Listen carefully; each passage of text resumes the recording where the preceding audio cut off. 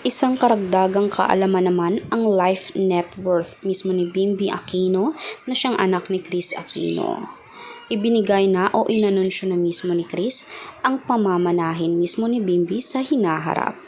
Malaking mansyon na mismo nga nakatirik ito dito lang din sa Manila para umano iyon kay Bimby.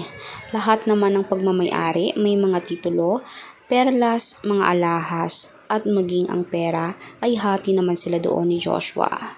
Hindi lang naman isang bahay ang meron si Kris kundi meron pa siyang ibang assets at meron din silang negosyo na itinayo sa ibang bansa at dito na rin sa Pilipinas. Kaya ngayon, ang bata-bata pa, bilyonaryo na. Dahil likas naman talaga sa kanila na mayaman na sila mula noon pa. Dahil nga naman yung pamilya nila ay puro lahat presidential at halos lahat naman ng angka ng mga Aquino ay puro professional.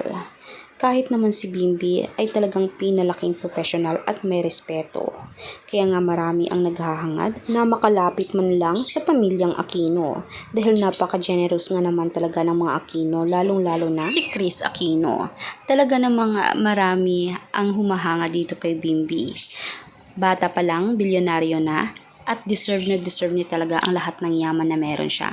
Kaya for more public videos guys, mag-subscribe, i-click na rin ang notification bell, i-share ang ating videos on public. Maraming salamat mga kanetizen.